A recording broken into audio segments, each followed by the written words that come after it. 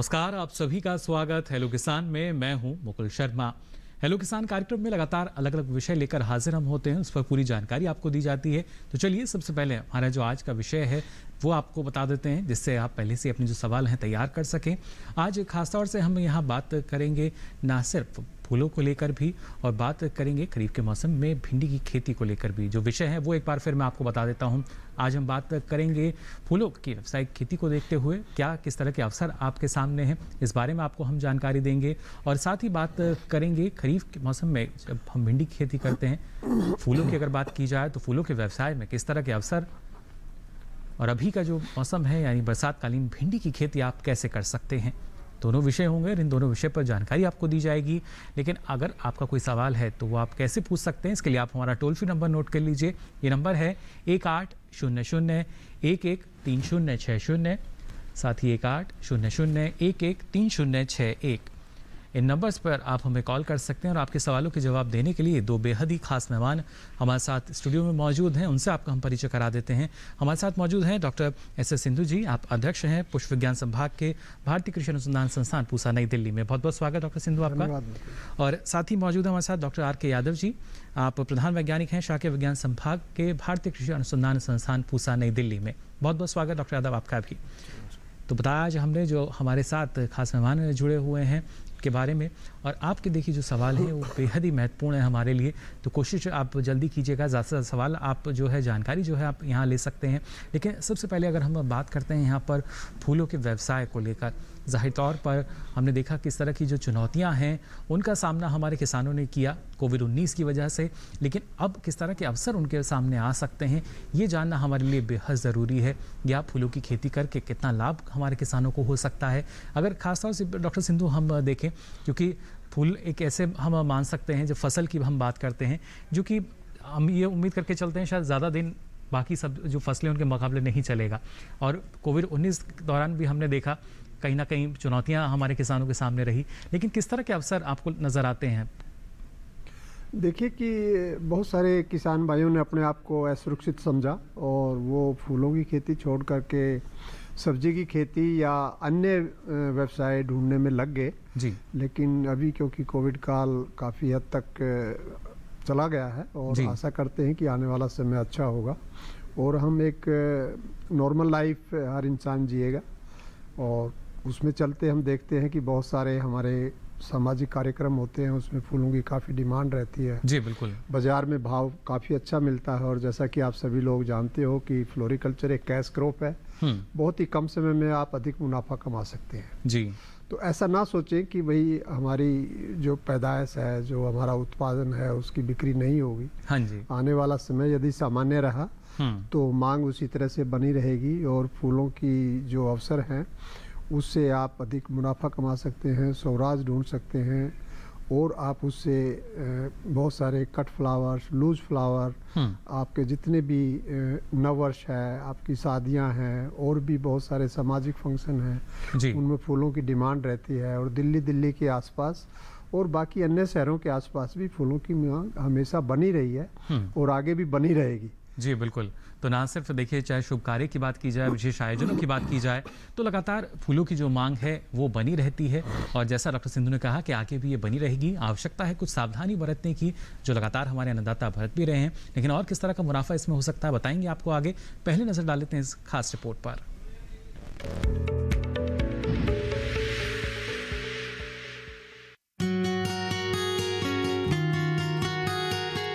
मौका खुशी का हो या गम का, फूल हमारे जीवन में बहुत महत्व रखते हैं। रंग बिरंगे खुशबूदार फूल न सिर्फ हमारे आसपास की सुंदरता को बढ़ाते हैं, बल्कि इनकी खेती किसानों के जीवन में भी खुशियों के रंग भरने का दम रखती है। जी हाँ, अगर किसान कृषि विशेषज्ञों की सलाह लेकर वैज्ञानिक तरीके से फूलों की खेती करे तो निश्चित तौर पर अच्छा मुनाफा कमा सकते हैं। दिन पर दिन बढ़ती फूलों की मांग को देखते हुए किसानों के लिए फूलों के व्यवसाय में काफी अच्छे अवसर है। पूजा और दूसरे मांगलिक कामों में तो फूलों का उपयोग किया ही जाता है, लेकिन शादियों और अन्य आयोजनों में भी फूलों की खासी मांग देखी जा रही है।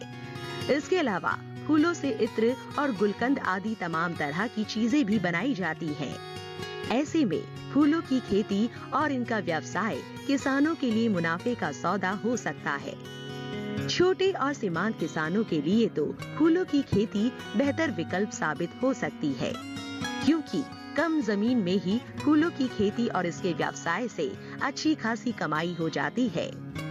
नर्सरी के तौर पर भी फूलों का कारोबार किया जा सकता है।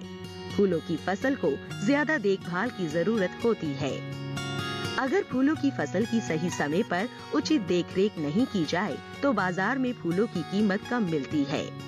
ऐसे में फूलों की सही देखभाल भी जरूरी है, जिससे फसल अच्छी होगी और बाजार में उचित कीमत मिल सकेगी।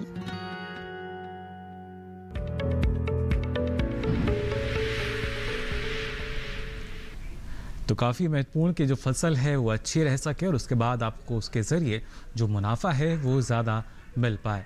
तो जाना आपने यहाँ पर फूलों की खेती को लेकर भी, लेकिन अभी का जो मौसम चल रहा है इसमें हमारे जो किसान हैं भिंडी की खेती भी कर सकते हैं, लेकिन इस दौरान आपको किन किन बातों का ख्याल रखना होगा, आइए ये भी हम जान लेते हैं। यहाँ डॉक्टर आके यादव आपसे हम जानना चाहेंगे, भिंडी की खेती की अगर बात की जाए, सबसे पहले इसका जो समय है कब तक हमारे किसान इसकी बुआई कर सकते हैं? अभी देखिए, भिंडी की खेती जो है पूरी गर्मी में की जाती है जी। फरवरी मार्च से देश के विभिन्न भागों में किसान शुरू करके अलग अलग भागों में जहां तापमान थोड़ा कम रहता है लगाते रहते हैं। उत्तर भारत के जो किसान हैं वो जून से जुलाई के महीने में इसकी जो बुआई है शुरू कर देते हैं, क्योंकि इस समय बारिश हो जाती है। बहुत से भागों में जैसे पूर्वी भारत में और बारिश आ चुकी है, तो वहाँ के किसानों ने मैंने देखा कि भिंडी लगा भी लिया है बहुत सारे। और जिन क्षेत्रों में बारिश अभी आने वाली है, जस्ट आ रही है, जैसे दिल्ली है या इसके आसपास के क्षेत्रों में, यहाँ के किसान हैं अब इसकी तैयारी कर लें। और मौसम में अनुकूल जैसे तापमान थोड़ा घटेगा 30-35 डिग्री सेल्सियस में हो जाएगा और नमी बढ़ जाएगी, तो भिंडी का जमाव अच्छा हो जाता है और उसकी पैदावार लेने में किसान को बहुत अच्छा मुनाफा प्राप्त होता है। जी बिल्कुल, देखिए किस तरीके से भिंडी की खेती करके भी आप अच्छा मुनाफा ले सकते हैं, क्योंकि लगातार जो मांग है वो हमें बाजार में नज़र आती है और उस मांग का फ़ायदा हमारे किसान यहाँ पर उठा सकते हैं, अपने लाभ को बढ़ा भी सकते हैं। इस बारे में आगे भी आपको हम जानकारी देंगे, लेकिन पहले आइए नज़र डाल लेते हैं इस खास रिपोर्ट पर।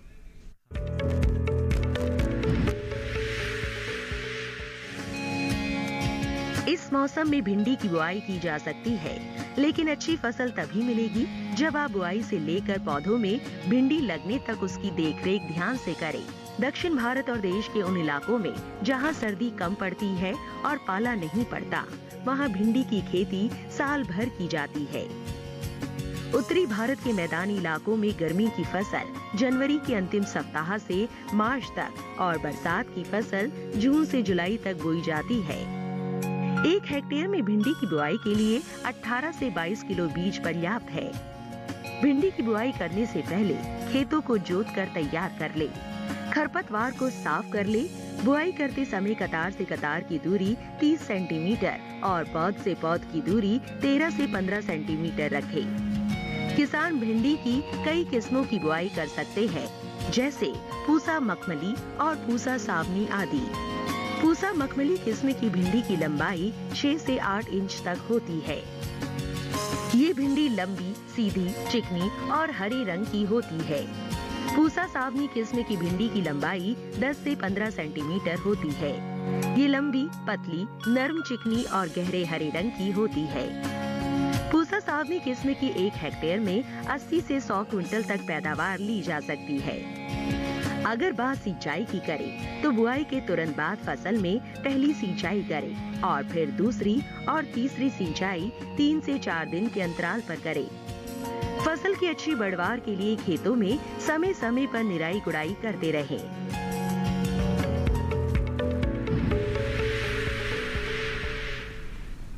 तो जाना आपने कैसे बेहतर ढंग से आप भिंडी की खेती कर सकते हैं, अच्छा उत्पादन ले सकते हैं, उसके ज़रिए अच्छा मुनाफा कमा सकते हैं। यहाँ डॉक्टर सिंधु आपसे हम जानना चाहेंगे, फूलों की हम लगातार बात कर रहे हैं, लेकिन जब विकल्प हम सोचते हैं, क्योंकि जो पिछला समय गया उसमें ज़ाहिर तौर पर काफ़ी चुनौतियाँ जो हैं हमारे किसानों के सामने रही, लेकिन जो नए किसान हैं, युवा भी हैं जो कि रुचि रखते हैं फूलों की खेती में, क्या विकल्प उनके सामने हैं? किस तरीके से वो कौन से ऐसे फूल हैं जिनकी ज़्यादा मांग है या ज़्यादा वहाँ पर लाभ अर्जित कर सकते हैं? हाँ, जैसे कि जो नवयुग पहले से फ्लोरिकल्चर के इस व्यवसाय में नहीं है और नया जुड़ना चाहते हैं जी, तो वो कम लागत की फसलों का चुनाव कर सकते हैं और कम लागत से अपना कम क्षेत्रफल में जैसे कि गेंदे की खेती कर सकते हैं जी, किलाडिया की खेती कर सकते हैं, गमफ्रीना की खेती कर सकते हैं। इसके साथ साथ कुछ अलंकृत पौधों की भी नर्सरी वो बना सकते हैं जी, जैसे कि बोगनविलिया की कटिंग लगाए, हर्बेशियस पौधे जितने हैं उनकी कटिंग लगाएं, उनके गमले बनाए, सीडलिंग बनाए और उसको बाजार में बेचे जी। तो उससे क्या होगा कि जब वो करेंगे तो वो सीखेंगे और जो बाजार का जो एक रिस्क है उसको भी समझेंगे जी। तो उस हिसाब से वो धीरे धीरे फिर जितने भी हाईटेक हमारे फ्लावर्स हैं और जो अधिक मुनाफा देते हैं, गुलाब है, ग्लेडियोलस है, आपका लिलियम है, जरबेरा है, अल्स्टोमेरिया है, ऑर्किड है, धीरे धीरे फिर वो उसकी तरफ भी बढ़ सकते हैं जी। लेकिन उनको बाजार को समझना, उत्पादन करना, किस तरह से पैकिंग करना, कैसे उनको बाजार में ले जाना, किस समय कैसी डिमांड है, उसको बाजार का रुख एक बार उनको समझ में आ जाएगा जी। और उसके लिए वो प्रशिक्षण भी ले सकते हैं और नज़दीकी अधिकारी से, हमारे जो डिस्ट्रिक्ट हॉर्टिकल्चर ऑफिसर हैं जिले में उपस्थित हैं वो, तो वहाँ से किसी कृषि विश्वविद्यालय से, ICAR संस्थान से, पूसा संस्थान से जानकारी हासिल करके वो अपना इस तरह से व्यवसाय, यानी अगर प्रशिक्षण ले लें तो और भी ज़्यादा जो मुनाफा है उसको बढ़ाने की संभावनाएं बढ़ जाती हैं प्रशिक्षण लेने के बाद। बिल्कुल बिल्कुल जी, बिल्कुल। उनके जो डाउट्स हैं, उनको जो इफ एंड बट्स उनको जो लगते हैं जी, वो किसी भी एक विशेषज्ञ से जब विचार करेंगे, डिस्कस करेंगे तो वो उनके क्लियर हो जाते हैं। उसके हिसाब से फिर वो अपना निर्णय लेकर के इसकी खेती शुरुआत कर सकते हैं। जी बिल्कुल। देखिए, बेहद ज़रूरी कि आप सही जानकारी लें, उसके बाद फूलों की खेती अगर आप करना चाह रहे हैं तो उसमें आगे बढ़ें। अपने क्षेत्र के अनुसार आप किसी भी जो फूल है उसका चयन कर सकते हैं, कैसे उसको बाज़ार तक आपको पहुंचाना है, सारी जानकारी प्रशिक्षण के दौरान दी जाती है। लेकिन बात अगर भिंडी की खेती की जाए, डॉक्टर यादव, भिंडी की खेती में जो किस्म है इसका भी काफ़ी महत्वपूर्ण योगदान रहता है। फिर चाहे हम पूसा मखमली की बात करें, सांवली की हम बात करें, क्या इसके अलावा भी कोई और उन्नत किस्में हैं जिनका चयन हमारे किसान कर सकते हैं और अच्छा उत्पादन उनको मिल पाए जल्दी? देखिए, आपने किस्मों का बात की, किस्मों की जानकारी होना बहुत ज़रूरी है जी। जब तक आपको किस्म का सही जानकारी नहीं होगा तो, क्योंकि जो मौसम, बारिश का मौसम है, इसमें विशेषकर से 1-2 बीमारियां बहुत मुख्य रूप से आती हैं, जिसमें पीतसिरा मोज़ेक बीमारी, जिसको एलोवेन मोज़ेक वायरस कहते हैं, ये सफ़ेद मक्खी द्वारा फैलाई जाती है। तो इस बीमारी के प्रति प्रतिरोधी किस्म का ही इसमें चुनाव करना चाहिए। बाकी जो किस्में, जो पुरानी किस्में हैं, पूसा सावनी है या पूसा मखमली की आपने बात की, इन पे इस बीमारी आ जाती है। तो इसका खेती तो गर्मी के मौसम में कर सकते हैं, फरवरी से मार्च के महीने में जो बुआई की जाती है। लेकिन बारिश के मौसम के लिए कुछ विशेष किस्में विकसित की गई हैं, जिसमें से हमने अभी हाल ही में पूसा भिंडी 5 का विकास किया है।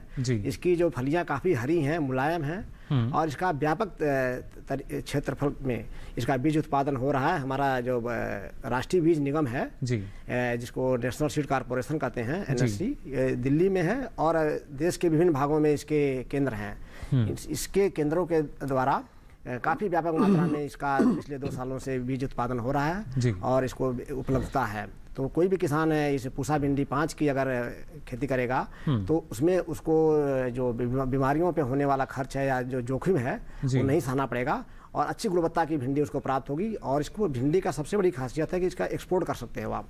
इसको निर्यात कर, रोग रोधी किस्म इसको हम मान सकते हैं, बल्कि इसके जो निर्यात की संभावना है वो भी इस किस्म में ज़्यादा है। जी हाँ। और मैं आपको थोड़ा बता दूं कि जो किस्में हैं इसमें पोषक तत्वों की मात्रा भी बहुत अच्छी है। भिंडी ही एक ऐसी फसल है इसमें सब्जियों में जिसमें एक आयोडीन जो होता है, जो हम नमक में मिला करके दिया जाता है लोगों को, क्योंकि उसकी कमी से एक घेंघा नामक बीमारी हो जाती है।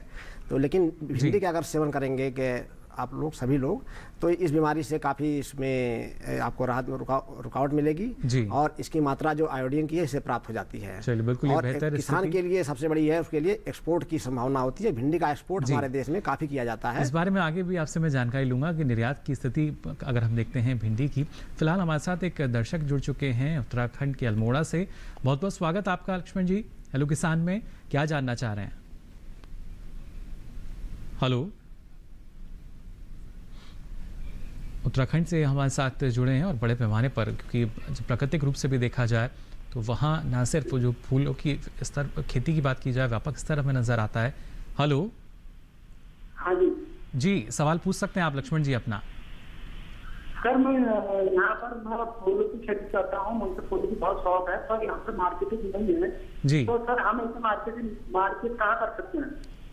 चलिए बिल्कुल। जो हाँ देखिए, मार्केट का काफ़ी अच्छा सवाल आपने कहा। और उत्तराखंड फूलों के लिए जाना जाता है क्योंकि वहाँ पे तापमान भी काफ़ी न्यूनतम रहता है जी, और फूलों के लिए जो तापमान है वो भी 25 से 30 जो खास करके उत्तराखंड में उपलब्ध रहता है वो बहुत ही अनुकूल है। और इसकी मार्केटिंग के लिए देखिए कि ज़्यादातर फूल तो वैसे दिल्ली की मार्केट में आते हैं और उत्तराखंड से दिल्ली ही ज़्यादा नज़दीक पड़ता है। जो गाजीपुर मंडी है वहाँ पे आपको यदि आप लगातार रेगुलर तरीके से वहाँ पे सप्लाई दें तो आपको अच्छे भाव मिलेंगे जी।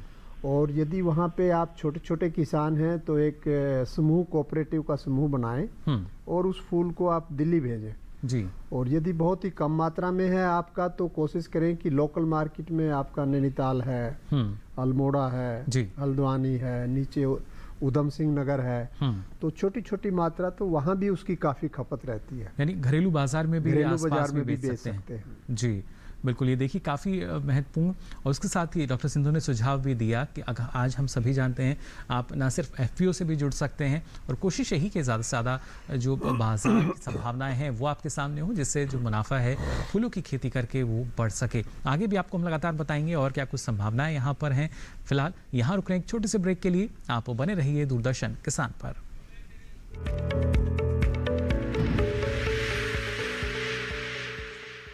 अरे भाई सुना नहीं क्या, KCC ने किसानों का जिंदगी बदल दिया है। देश के छोटे किसान 1,60,000 रुपये तक का कर्ज बिना किसी गारंटी को ले पाएंगे। ब्याज खोरों से भी पीछा छूटा। मैं तो जैविक खेती का पूरा सामान मंगा लिया। KCC का भी कोई दबाव नहीं है। ब्याज चुकाने के लिए पूरा 1 साल मिलता है। समय पर भुगतान करने पर केवल 4% के सालाना ब्याज पे लोन मिल गया मुझे। अपना आधार कार्ड, लेटेस्ट फोटो और जमीन के कागजात लेके अप्लाई करो बस। और नामांकन भरने के लिए जेब भी ढीली नहीं करनी पड़ी।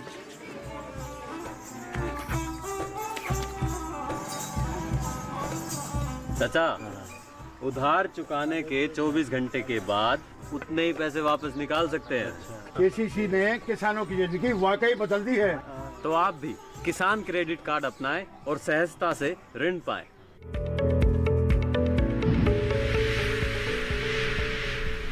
तो ब्रेक के बाद आप सभी का एक बार फिर स्वागत है किसान में। आज लगातार हम बात कर रहे हैं फूलों की व्यावसायिक खेती में क्या कुछ संभावनाएं हैं और साथ ही भिंडी की खेती इस मौसम में आप करके कैसे लाभ कमा सकते हैं। फिलहाल हमारे साथ मध्य प्रदेश से एक दर्शक जुड़ चुके हैं। राम पटेल जी, बहुत बहुत स्वागत आपका हेलो किसान में। क्या जानना चाह रहे हैं? हेलो हेलो जी, सवाल पूछ सकते हैं आप अपना। सर जी, मेरा ये सवाल था कि मतलब कि 1 एकड़ में कितने बीज लगते हैं? जी, भिंडी की खेती आप करना चाह रहे हैं? हाँ सर जी। चलिए बिल्कुल। यहाँ डॉक्टर यादव ये जानना चाह रहे हैं भिंडी की खेती करना चाह रहे हैं और बीज दर जो है वो कितनी रहेगी 1 एकड़ क्षेत्र की अगर हम बात करते हैं। उसके साथ मैं चाहूँगा वहाँ के लिए उन्नत किस्में भी आप बताएं। देखिए, भिंडी की खेती करना चाहते हैं तो जो हमने अभी किस्म का नाम बताया था पूसा भिंडी 5 जी, इसकी आप अनुकूल आपका क्षेत्र है, इसके लिए आप वहाँ की उसमें खेती कर सकते हैं। और भी किस्में हैं हमारे देश में जो विकसित हैं, जैसे अर्का अनामिका है, दक्षिण भारत के में है, उसकी खेती उत्तर भारत में की जाती है काफ़ी क्षेत्रों में, तो उसकी भी आप कर सकते हैं। और बीज दर की आपने जो बात की है, तो बारिश के मौसम में तो कि जमाव अच्छा हो जाता है, तो इसलिए 10 से 12 किलोग्राम बीज आपका प्रति हेक्टेयर, मतलब 2.5 एकड़ ज़मीन के लिए 10 से 12 मैक्सिमम 12 किलोग्राम बीज समझ लीजिए आपको पर्याप्त होगा जी। और बीज को हम कहेंगे कि आप 8 से 10 घंटे भिगा लें, उसके बाद उसको निकाल करके कपड़े में या बोरे में बांध करके थोड़ा सा रख दे सुखना, तो उसमें जमाव हल्का सा फुटाव आ जाता है, जैसे अंकुरण आरंभ हो जाएगा 8 से 10 घंटे बाद जी। तो उसके बाद बुआई करने से आपका जमाव अच्छा हो जाता है। और बारिश के मौसम में मैं कहूँगा कि ऊंची मेड़ों पर बुआई करिएगा, समतल खेत में नहीं करिएगा, क्योंकि जल भराव अगर हो गया बुआई के बाद तो आपके जमाव पर काफ़ी उसका बुरा प्रभाव पड़ेगा। इसलिए बारिश के मौसम में जल निकास की अच्छा व्यवस्था हो और साथ साथ में ऊंची मेड़ों पर आप भिंडी की खेती करें। जी डॉक्टर, कितनी ऊंचाई मेड़ की अमूमन रखनी चाहिए औसतन अगर हम देखें तो? आजकल जो किसान व्यावसायिक खेती करते हैं, इसके लिए आपका हमारा रिज मेकर आता है, वो 60 सेंटीमीटर की दूरी पे लाइनें बना देता है। भिंडी बारिश में 60 सेंटीमीटर या 2 फीट की दूरी पे लाइनों की दूरी की जाती है। और करीब ज़मीन से 10-15 सेंटीमीटर ऊंचा ये बनाता है जी। और इसमें इसके बाद पैकर चला देते हैं, तो पैकर से इसमें लाइनें बन जाती हैं उसी मेड़ पे, तो उसमें बीज की बुआई आराम से हो जाती है। चलिए, एक और दर्शक हमारे साथ जुड़ चुके हैं, इनका सवाल लेते हैं जल्दी से। मध्य प्रदेश से हमारे साथ जुड़े हैं, बहुत बहुत स्वागत आपका हेलो किसान में। क्या जानना चाह रहे हैं? हेलो सर जी, नमस्कार जी। नमस्कार, क्या जानना चाह रहे हैं? सागर मध्य प्रदेश से गोलू रोड बोल रहा हूँ सर जी। जी गोलू जी। जी सर, मेरे सवाल है 2 बीघा में सर भिंडी लगाना चाहता हूँ, कौन सा बीज अच्छा रहेगा सर जी? चलिए, 2 बीघा क्षेत्र में भिंडी लगाना चाहते हैं, कौन सा बीज अच्छा है, यानी कौन सी किस्म अच्छी? हाँ, जैसे हमने अभी आपको बताया था कि पूसा भिंडी 5 जो है हमारी एक नई प्रजाति विकसित की गई है। इसका आप राष्ट्रीय बीज निगम से या हमारे पूसा संस्थान से आप बीज प्राप्त कर सकते हैं। इसको ऑनलाइन भी अगर आप इसका पेमेंट कर देंगे तो हमारे विभाग से उसका बीज को पहुंचा दिया जाता है जी। तो आप राष्ट्रीय बीज निगम से सबसे अगर आसपास में कोई केंद्र हो वहां से इसका बीज लेकर के आप, मैंने बताया था कि 5 किलो करीब 1 एकड़ में आपको आवश्यकता पड़ेगी।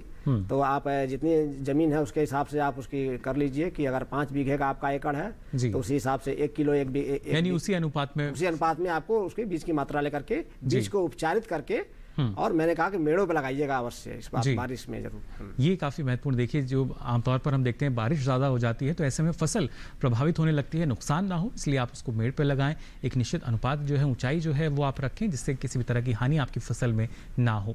लेकिन यही सावधानियाँ डॉक्टर सिंधु, अगर हम फूलों की बात करते हैं तो काफ़ी सावधानी वहाँ रखनी पड़ती है। और जैसा कि आपने कट फ्लावर का एक विकल्प बताया था, किस तरह की सावधानी अब ऐसे मौसम में जो किसान है उनको रखनी चाहिए जब फूल को बाजार भी भेजना होता है? हाँ, किसानों को ये बताना चाहेंगे मुकुल जी की, क्योंकि देखिए कि अभी भी आप बरसात का मौसम जैसे अभी आ रहा है धीरे धीरे जी, तो बरसात के मौसम में अभी डॉक्टर यादव भी इसके बारे में जिक्र कर रहे थे कि भूमि आपकी समतल हो, पानी इकट्ठा ना हो, क्योंकि फूलों को पानी चाहिए, हल्का पानी चाहिए, कम मात्रा में चाहिए। पानी इकट्ठा होगा तो फूल गल जाएंगे।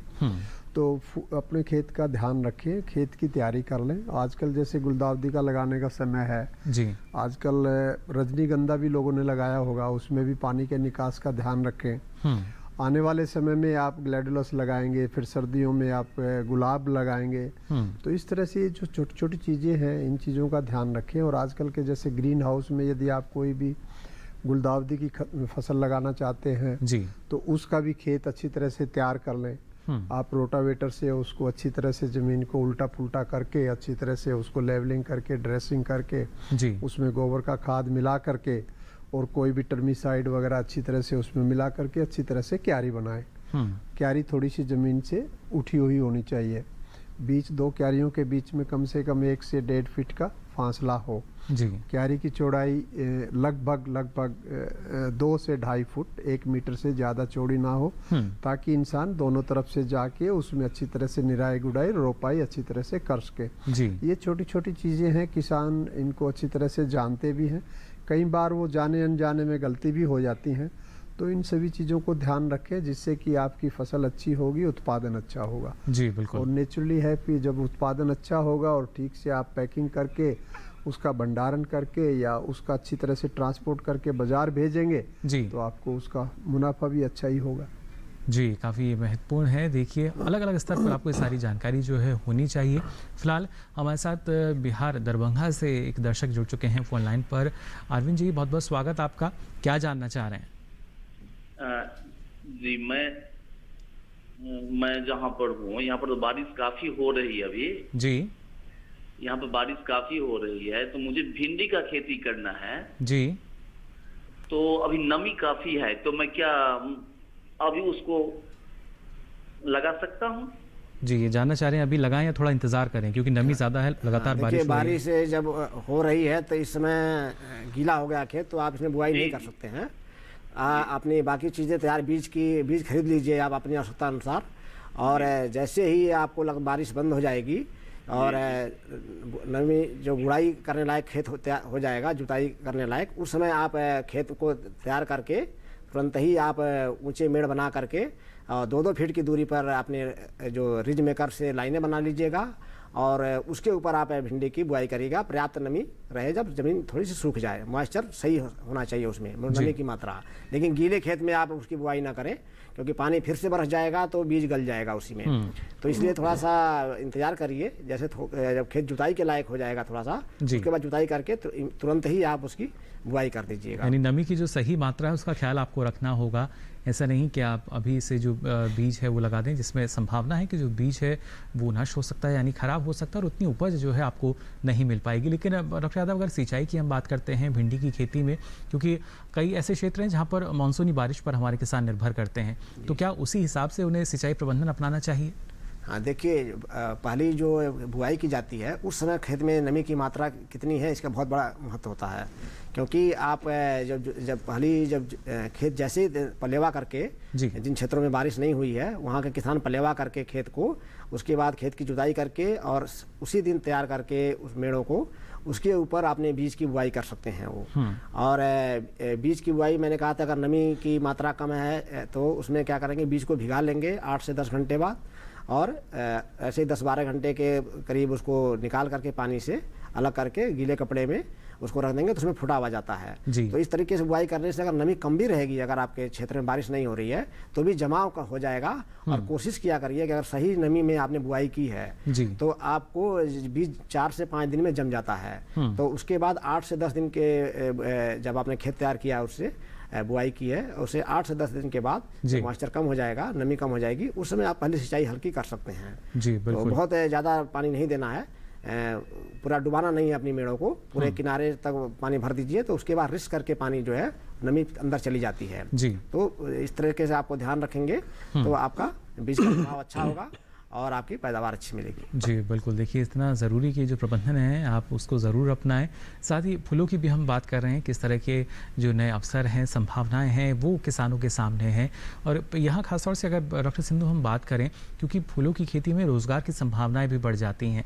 इसके ज़रिए जो किसान हम देखते हैं कि ना सिर्फ नर्सरी तैयार करते हैं, वहाँ से भी अलग अलग जो पौध हैं फूलों की वो बेची जाती हैं। इस दिशा में भी अगर हमारे किसान आगे बढ़ें तो काफ़ी लाभ मिल सकता है। हाँ, देखिए, यदि हम थोड़ा सा पीछे हट के पिछले वर्ष का या इस साल के शुरुआती का हम थोड़ा सा विश्लेषण करें तो कोविड काल में जो हमारा एक ताज़ा फूलों का जो व्यवसाय है उसको ज़्यादा नुकसान हुआ है, बशर्ते कि आप किसी अलंकृत बागवानी या नर्सरी या बीज का उत्पादन का जो यदि कार्य कर रहे थे तो उन लोगों को कम नुकसान हुआ है, क्योंकि वो ऐसी चीज़ें हैं जो कि आप लंबे समय तक रख सकते हैं। यदि आपको बाज़ार में अच्छा भाव नहीं मिल रहा है तो आप उसका भंडारण कर सकते हैं। लेकिन जो फ्रेश फ्लावर है, कट फ्लावर है, यदि वो आपका एक बार तैयार हो चुका है तो आप उसको लंबे समय तक उसका भंडारण नहीं कर सकते। नेचुरली तो उसमें नुकसान ज़्यादा हुआ है। आपने यदि बीज उत्पादन का कार्य किया है तो अपने बीज को घर में रख सकते हैं, उसको स्टोरेज में रख सकते हैं, आप उसको कहीं भी एक साथ भेज सकते हैं यदि कोई आपको ऑर्डर भी मिलता है। इसी तरह से कट फ्लावर हैं, आपके नर्सरी के पौधे हैं, गमले हैं, तो उनको भी आप स्टोर कर सकते हैं, उनको आप आने वाले समय में बेच सकते हैं। तो इस तरह से जो बहुत भिन्न भिन्न प्रकार की जो हमारी फ्लोरिकल्चर एंड लैंडस्केपिंग में गतिविधियां हैं, वैल्यू एडिड प्रोडक्ट्स हैं, उनका आप भंडारण। इस पर भी आपसे मैं जानकारी लूंगा डॉक्टर सिंधु कि किस तरीके से जो प्रसंस्करण का क्षेत्र है, संवर्धन का क्षेत्र है, यहाँ भी हमारे किसान आगे बढ़ सकते हैं। फिलहाल एक दर्शक हमारे साथ जुड़े हैं मध्य प्रदेश हरदा से, इनका सवाल हम जान लेते हैं। बहुत बहुत स्वागत आपका हेलो किसान में, क्या जानना चाह रहे हैं? सर जी, फूलों की खेती करनी है तो कौन से फूल लगाना ज़्यादा उचित रहेगा? कौन सा फूल बारिश के मौसम में? जी देखिए, सुरेश जी हैं ये मध्य प्रदेश से, इनका सवाल अच्छा है। और यदि आप शुरुआती खेती करना चाहते हैं तो जैसे कि गेंदे से आप शुरू करें, रजनीगंधा से शुरू करें, गिलाडिया मध्य प्रदेश में अच्छा हो जाता है, वहाँ उससे शुरुआत करें। धीरे धीरे जब आपको थोड़ा सा एक अनुभव हो जाएगा तो उसके बाद आप अच्छे जो हाईटेक फ्लावर हैं या जो हाई वैल्यू फ्लावर्स हैं, जैसे आप ग्लैडियोलस की मैंने आपको बात की थी अभी और आपसे गुलाब के बारे में चर्चा की थी, और यहाँ तक कि जो सोनिया वैरायटी है जो ऑर्किड की, वो भी मध्य प्रदेश और गुजरात के इलाके में अच्छी तरह से हो जाती है, उसकी खेती कर सकते हैं। लिलियम की खेती कर सकते हैं। तो अभी शुरुआती दौर में तो आप जो कम जोखिम वाले फ्लावर्स हैं उन्हीं को ही लगाएं।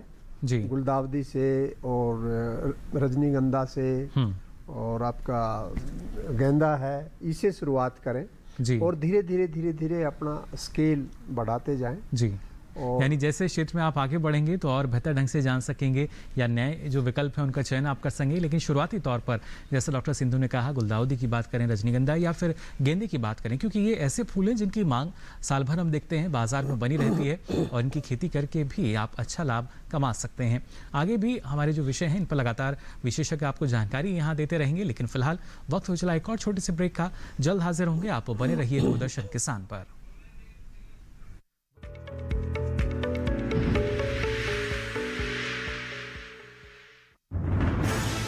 कोरोना वायरस के खतरे से बचते हुए फसल की कटाई, बिक्री, खरीद, नई फसल की जुताई और बुआई सुरक्षित हो सकती है अगर हम लगातार हाथों को साबुन और साफ पानी से नियमित अंतराल पर धोते रहें। नाक, मुंह को मास्क, गमछे या कपड़े से ढक कर रखें। आंख, कान, नाक, मुंह न छुएं। आपस में 2 गज की दूरी बनाए रखें। मास्क और 2 गज की दूरी के मंत्र को अभी हमें छोड़ना नहीं है। फसलों की बुवाई एवं कटाई करते समय आपस में कम से कम 2 गज की दूरी बनाए रखें। फसल की कटाई करने के बाद छोटे छोटे ढेरों में इकट्ठा करें। कृषि के औजारों की समय समय पर सफाई करें। एक दूसरे के साथ औजारों की अदला बदली न करें। श्रमिकों के शौचालयों और हाथ धोने की जगह की ठीक से सफाई जरूरी है। बुआई, कटाई एवं मड़ाई के दौरान इस बात का ध्यान रखें कि इन स्थानों के आसपास कोई थूके नहीं। कंबाइन, हार्वेस्टर, थ्रेशर, जुताई और बुआई की मशीनों को इस्तेमाल से पहले साफ करें। मशीनों के इस्तेमाल से पहले और इस्तेमाल के बाद हाथ साबुन से साफ करें।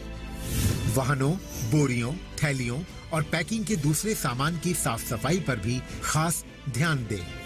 खरीद केंद्र पर आने से पहले किसानों एवं श्रमिकों की जांच। खरीद केंद्रों पर भीड़ न लगाएं एवं किसानों को बारी बारी से बुलाएं। गोदामों पर खरीदी हुई फसल को लेने में शीघ्रता करें ताकि किसानों एवं श्रमिकों को रुकना ना पड़े। कोरोना के खतरे से बचाव और अधिक जानकारी के लिए आरोग्य सेतु ऐप डाउनलोड करें। देश में खाद्य सुरक्षा के ये सिपाही भोजन की निरंतर उपलब्धता को सुनिश्चित करते हैं।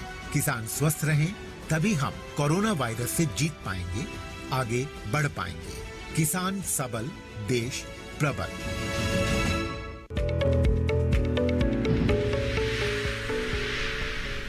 तो ब्रेक के बाद आप सभी का एक बार फिर स्वागत है हेलो किसान में। लगातार आपको हम जानकारी दे रहे हैं फूलों के व्यवसाय में क्या कुछ नए अवसर आपके सामने हैं और कैसे आप इस मौसम में भिंडी की खेती करके अच्छा लाभ ले सकते हैं। अलग अलग राज्यों से हमारे साथ दर्शक जुड़ रहे हैं।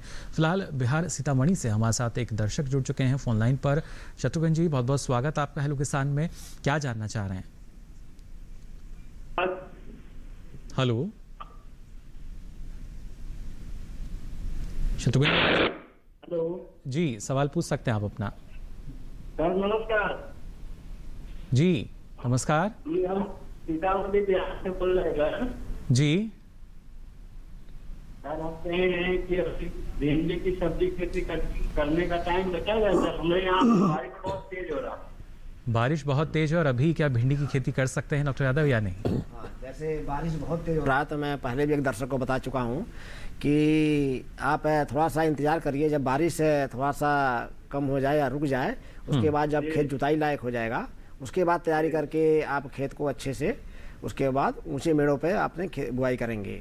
लेकिन अभी बारिश अगर ज़्यादा हो रही है, ज़मीन गीली है, तो उसमें बुआई नहीं की जा सकती है, क्योंकि खेत जब अच्छे से तैयार नहीं रहता है तो आप जो फसल होती है वो अच्छे से उसका जमाव नहीं होता है। और बारिश अगर ज़्यादा हो गई, अगर आपने बुआई कर दी इसी बीच में जी, और तो आपको फसल के जो बीज हैं बहुत नाजुक होते हैं जमाव के समय, तो जमते ही वो गल जाएंगे, पानी लग गया जरा सा भी तो इसीलिए मैं आपको सुझाव दूंगा कि आप थोड़ा इंतजार कीजिए। मौसम खुलेगा जैसे ही जी, उसके बाद अच्छे से खेत को तैयार करके अपने और प्रॉपर तरीके से जो होता है खेत की जब बुआई तैयारी करके सारे उर्वरकों को मिला करके जब और पोषक तत्वों को दे करके जब खेती की जाती है जी, तो अच्छी बाद में भी आपको दिक्कत कम होती है।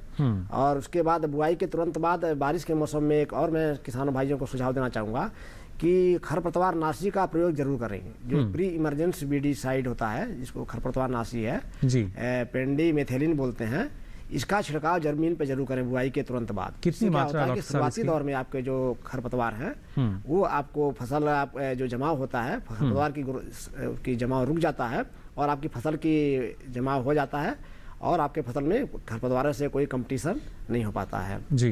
तो इसका बहुत विशेषकर से ध्यान रखेंगे। बिल्कुल इस बात का ख्याल रखना होगा क्योंकि जो हमारी मुख्य फसल है उसके साथ प्रतिस्पर्धा होती है और ऐसी अवस्था में ज़रूरी यही अगर हम पहले से ही खरपतवार नाशी का जो इस्तेमाल करेंगे तो फसल में ज़्यादा खरपतवार नहीं आएंगे और आपकी जो फसल है वो अच्छी हो सकेगी, उनको ज़्यादा पोषक तत्व प्राप्त हो सकेंगे। साथ ही फूलों की अगर बात करें डॉक्टर सिंधु, आपसे इस बारे में और भी जानकारी मैं लूँगा, लेकिन एक दर्शक हमारे साथ जुड़ चुके हैं। बहुत बहुत स्वागत आपका हेलो किसान में, क्या जानना चाह रहे हैं? सर मैं ये जानना चाह रहा हूँ कि अपने जो फूल की खेती है जी गोरेलाल जी, वो हाँ हल्की जमीन में हो सकती है? हल्की जमीन में हो सकती है या नहीं? हाँ सर जी, देवास से जुड़े हैं डॉक्टर सिंधु। सही सवाल गोरेलाल जी, ये जो है फूलों की जो खेती है उसके लिए हल्की जमीन की ही आवश्यकता होती है।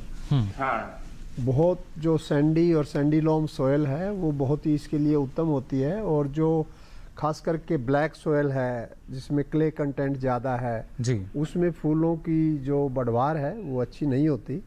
तो आप इसकी खेती कर सकते हैं हल्की ज़मीन में। और बहुत ज़्यादा रेतीली है तो थोड़ा उसमें आप गोबर का जो कंटेंट है वो बढ़ाएं, गोबर डालें शुरू में थोड़ा सा, उसको अच्छी तरह से उसका ट्रैक्टर चलाएं और उसकी प्लोइंग करें और उसमें मिक्सअप करें जी। और अभी जैसे बरसात का मौसम है इसमें आप हरी जो खाद है ढैंचा है उसकी बुआई कर सकते हैं। उसको 20 दिन में या महीने में आप उसको काट करके उसको ज़मीन में मिला सकते हैं।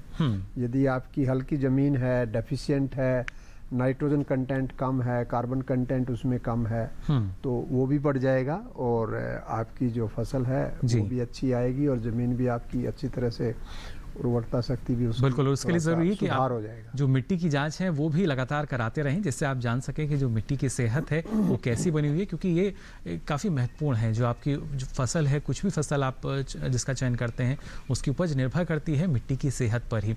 साथ ही डॉक्टर सिंधु, अगर हम देखते हैं कुछ किसान जो कि जैसे आपने सुझाया कि पॉली हाउस में भी फूलों की खेती करते हैं और कुछ खुले खेत में अक्सर हम देखते हैं, लेकिन क्या एक जो नए किसान हैं अगर वो पॉली हाउस का चयन करते हैं पहले विकल्प के तौर पर, वो सही रहेगा उनके लिए? हाँ यस बिल्कुल। अभी भारत सरकार की जो सेक्टर स्कीम है और बागवानी मिशन के तहत नेचुरली वेंटिलेटेड ग्रीन हाउस पे सब्सिडी दी जाती है और हर स्टेट में लगभग किसी स्टेट में 50-50 है, कहीं पे 60-40 का रेशियो है।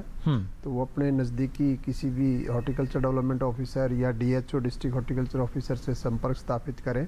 खास करके जैसे हरियाणा, यूपी और हमारा मध्य प्रदेश, इन इलाकों में और नॉर्थ ईस्ट में जी। तो इसका तो काफ़ी एक बोलबाला है और ग्रीन हाउस की तरफ काफ़ी लोग अट्रैक्ट हो रहे हैं जी। तो एक आर्थिक लाभ मिल सकता है अगर हमारे किसान चाहे तो? है भारत सरकार की तरफ से जो स्टेट के थ्रू दिया जाता है जी। और उसमें फूलों की खेती, सब्जियों की खेती, हाईटेक हॉर्टिकल्चर उसमें कर सकते हैं जी। बिल्कुल, देखिए लगातार जो अनुदान है वो दिया जाता है, ना सिर्फ अलग अलग फसलें जो हैं उनको प्रोत्साहित करने के लिए बागवानी क्षेत्र में भी, जैसा डॉक्टर सिंधु ने कहा, अगर आप जो संरचना है उसके निर्माण के लिए भी, सिंचाई के लिए भी अलग अलग विकल्प जो हैं वो सभी आपके पास मौजूद हैं। आवश्यकता है तो उनका सही ढंग से चयन करने की। साथ ही ये हम डॉक्टर यादव भिंडी की खेती की लगातार हम बात कर रहे हैं। पोषक तत्वों की अगर बात की जाए, क्या महत्वपूर्ण और कितनी अवस्था में कब कौन से जो पोषक तत्वों की आवश्यकता रहती है? देखिए, किसी भी फसल के लिए, खासकर से सब्जियों के लिए पोषक तत्वों की बहुत आवश्यकता होती है क्योंकि उनकी निरंतर तुड़ाई होती रहती है जी। और फसल की बढ़वार होती रहती है, नए नए फल आते रहते हैं, फूल आते रहते हैं जी। तो आपको क्या करना है कि जो खेत आप तो जाँच करा लें तो बहुत अच्छा है। अगर आपने जाँच नहीं भी करा रखा है तो सामान्य तौर से हम कहते हैं करीब 20 टन गोबर की सड़ी हुई खाद जी। ये 15 से 20 दिन पहले पूरे खेत में मिला दीजिए। अगर आपको ट्राइकोडर्मा उपलब्ध है तो उसमें करीब 4-5 किलो ट्राइकोडर्मा भी मिला सकते हैं उसी खाद में और पूरे खेत में फैला सकते हैं अपने। उसके बाद इन पोषक तत्वों के बाद भी हमें कुछ रासायनिक पोषक तत्वों की आवश्यकता होती है, जिसमें आपको नाइट्रोजन है, फास्फोरस है, पोटास है। तो करीब हम भिंडी के लिए 100 से 120 किलोग्राम नाइट्रोजन प्रति हेक्टेयर और 60 किलोग्राम फास्फोरस और 60 किलोग्राम पोटास की आवश्यकता होती है। तो फास्फोरस पोटास की पूरी मात्रा और नाइट्रोजन की लगभग 1/3 मात्रा जो आप खेत की अंतिम तैयारी कर रहे, जुताई कर रहे होंगे, तैयारी कर रहे हैं, बुआई से ठीक पहले उसको मिलाया जाता है और इसको मिला देंगे खेत में। उसके बाद आप बुआई कर देंगे मेड़ों पे और उसके बाद जो मैंने कहा था स्टाम्प नामक दवा का इस्तेमाल कर देंगे। उसके बाद आपको पहली निराई गुड़ाई जो है 20 से 25 दिन बाद करते हैं। उस समय एक पोषक तत्व जो आपका नाइट्रोजन बचा हुआ है उसकी 2/3 मात्रा है, उसको 3 भागों में बांट लेंगे। तो ये 20 से 25 दिन के बाद निराई गुड़ाई के बाद एक उसको छिड़काव कर देंगे उसका यूरिया के रूप में या जिस रूप में आप चाहते हैं। तो उसी तरह से 40-45 दिन के बाद दूसरा छिड़काव कर देंगे निराई गुड़ाई के बाद, यानी एक निश्चित अनुपात में तीसरा कर देंगे। एक निश्चित समय अंतराल पर देखिए आपको ये जो क्रिया है दोहरानी होगी। और आवश्यकता पड़ती है तो सूक्ष्म पोषक तत्वों की भी आप छिड़काव कर सकते हैं, उससे भिंडी की गुणवत्ता और हरापन जो है काफी बनता है। वो काफी महत्वपूर्ण, क्योंकि अगर हम निर्यात के नजरिए से देखते हैं तो।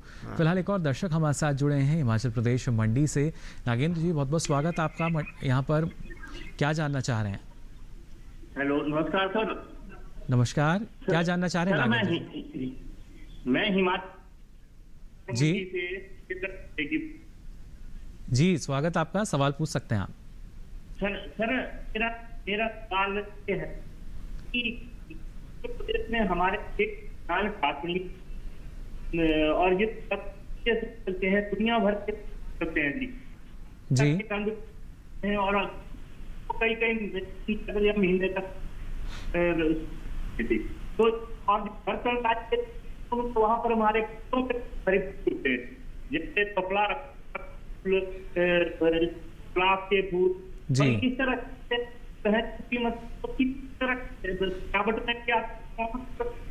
हर्बल में कई जी काफ़ी महत्वपूर्ण है कि किस तरीके से जो मुनाफा है वो सही ढंग से मिल सकता है। ना सिर्फ अगर देखा जाए विपणन की चुनौती किसानों के सामने रहती है। डॉक्टर सिंधु, ये जानना चाह रहे हैं हिमाचल प्रदेश से हमारे जो नागेंद्र जी हैं, किस तरीके से जो लाभ है उसको बढ़ा सकते हैं, क्योंकि कभी कभी जो बाजार है वो सही नहीं रहता अपने आसपास के क्षेत्रों में। ऐसी स्थिति में अगर हिमाचल प्रदेश से कहीं और का विकल्प अगर हम देखते हैं, कितना सही किसानों के लिए? देखिए कि अभी यदि हम कोविड काल की भी चर्चा करें तो उस समय भी आपने देखा होगा कि कई बार इतनी शॉर्टेज हो गई, सरप्लस हो गया, लोगों की फूड हैबिट बदल गई जी। हमने पैदा किया, उसका विपणन नहीं हुआ, किसानों को नुकसान हो गया और काफ़ी नुकसान का भरपाई भी नहीं हो पाई जी, और किसानों को ही उस नुकसान को उठाना पड़ा।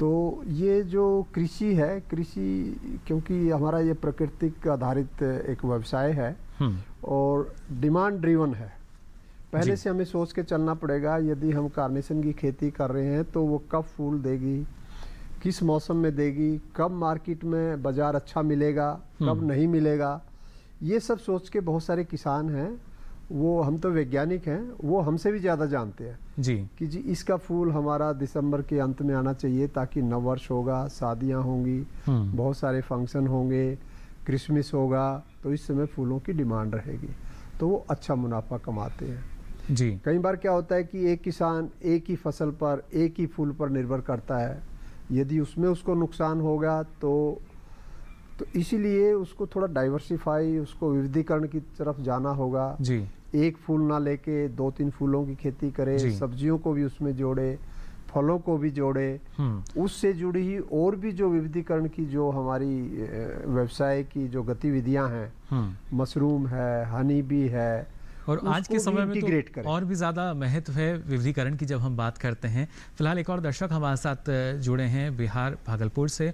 बहुत बहुत स्वागत आपका। अमर जी, क्या जानना चाह रहे हैं?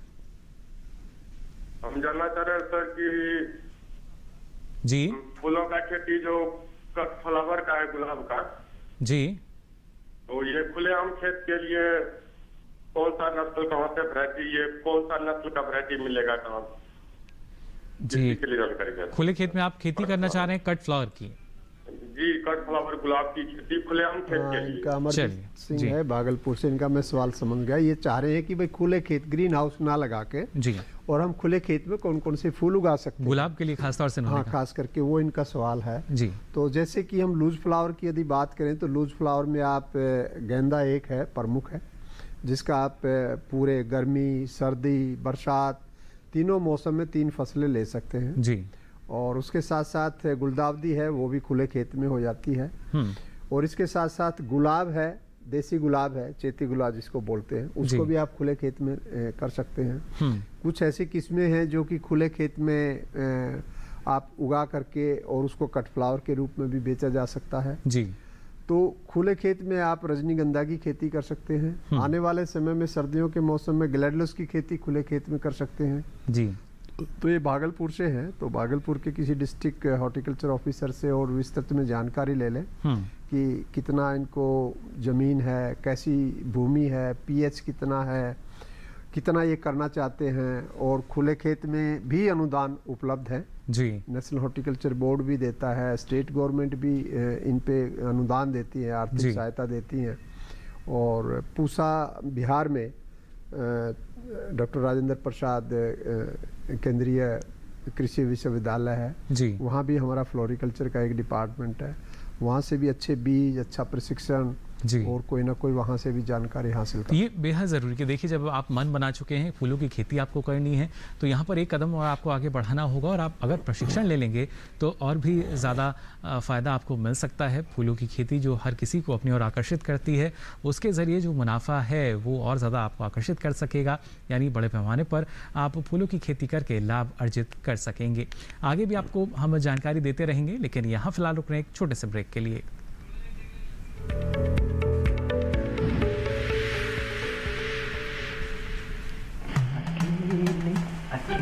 अरे वाह भैया, अकेले अकेले। अरे तू भी ले, पर खाएगा कैसे? मैं ऑर्गेनिक खेती की बात कर रहा रे बेटे। अकेले अकेले खेती कब तक करेगा? मतलब गांव में 20-25 किसानों का समूह बना के पंजीकरण करवा ले, फिर सरकारी ट्रेनिंग भी मिलेगी और मुफ्त जैविक बीज खाद भी। फिर पीजीएस ऑर्गेनिक की सरकारी मोहर के साथ तेरी उपज आकर्षक पैक में पहुंचेगी बड़े बाजार तक। अच्छा? हाँ। अरे भाई कहाँ चल दिया? सबको साथ लाने, आमदनी बढ़ाने। तो किसान भाई समझ गए ना? साथ मिलकर ऑर्गेनिक खेती कीजिए, अपनी परंपरा को आगे बढ़ाइए, ज्यादा मुनाफा कमाइए। माटी से प्रेम की परंपरा है परंपरागत खेती।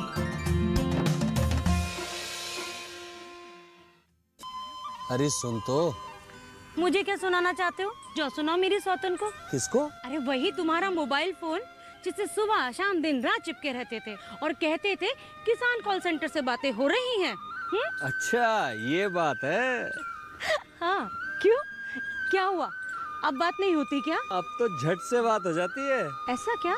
हाँ, अब तो ज्यादा लाइनें और खास तकनीक के कारण खेती के माहिरों से तुरंत बात हो जाती है। और अगर कभी लाइन व्यस्त हो तो अपनी समस्या फोन पर रिकॉर्ड करा दो, वहाँ से फोन आ जाता है और समस्या की हल का मैसेज भी आ जाता है। ये देखो आ गया। अरे वाह, इसका मतलब इंतजार की घड़ी अब खत्म। हाँ। तभी मैं सोचूं कि आजकल मुझ पर इतना प्यार क्यों आ रहा है। कृषि संबंधी समस्याओं का अपनी भाषा में तुरंत हल पाने के लिए पूरे भारत में किसी भी फोन से हेल्पलाइन नंबर पर संपर्क करें। किसानों का दोस्त किसान कॉल सेंटर।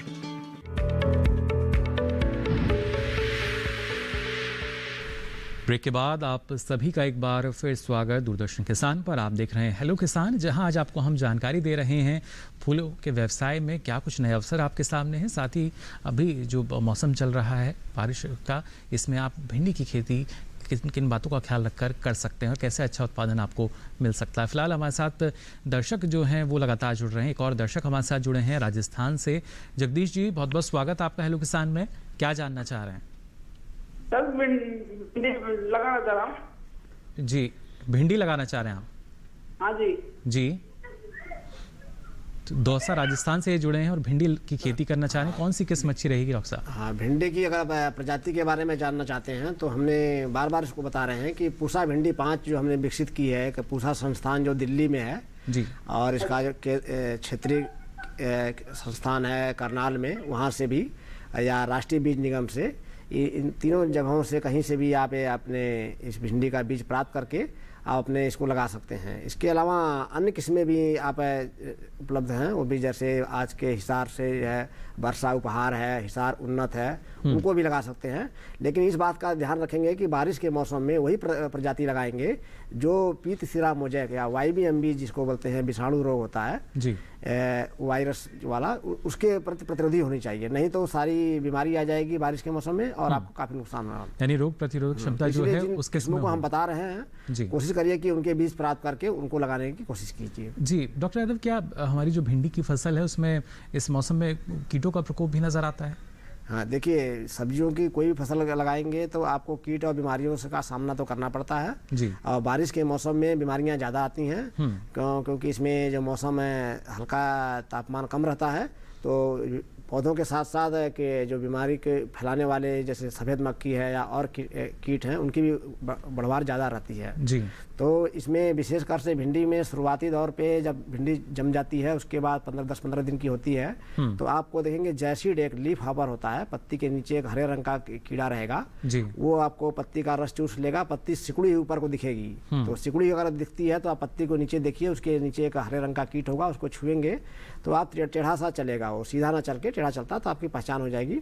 तो इस कीट के लिए आप या तो नियमित अंतराल पे जो नीम का अर्क होता है या नीम का तेल है उसका 8 से 10 दिन के अंतराल पर छिड़काव करते रहिए, या उसके अलावा कुछ हम कहते हैं कि येलो स्टिकी ट्रैप, पीला चिपचिपा गत्ता लगा लीजिए खेत में, 20-25 गत्ते आप 1-1 फीट के साइज के होते हैं जी। उस पर आप ग्रीस लगा लीजिए या बाजार से खरीद के लगा सकते हैं, तो उसमें भी अरंडी का तेल भी लगा सकते हैं आप, कोई पीले रंग का होना चाहिए क्योंकि पीले रंग से कीट आकर्षित होकर उस पर चिपक जाएगा तो उससे भी हो जाएगी।